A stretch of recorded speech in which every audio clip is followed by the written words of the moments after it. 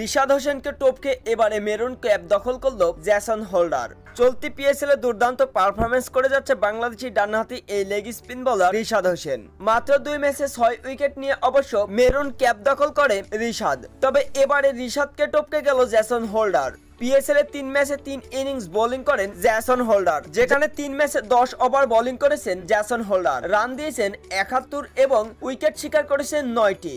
এক ম্যাচে 4 উইকেটও শিকার করেছেন অবশ্য জেসন হোল্ডার। অন্যদিকে রিশাদ হোসেন তিনি চলতি পিএসএল এ 2 ম্যাচে 2 ইনিংস বোলিং করেন, যেখানে 8 ওভারে 57 রান খরচ করেছেন রিশাদ হোসেন। নিয়েছেন 6টি উইকেট এবং 2 ম্যাচে 3টি করে উইকেট শিকার করেন ডানহাতি এই leg spin bowler Rishad Hossain. এবং পিএসএল এ প্রথমবার সুযোগ পেয়ে অবশ্য মেরুন ক্যাপ দখল করেছিল বাংলাদেশি এই leg spin bowler Rishad Hossain. তবে রিশাদকে টপকে 3 ম্যাচে 9 উইকেট নিয়ে চলতি পিএসএল এর সর্বোচ্চ উইকেট টেকার বোলার হিসেবে মেরুন ক্যাপ দখল করেছে জেসন হোল্ডার।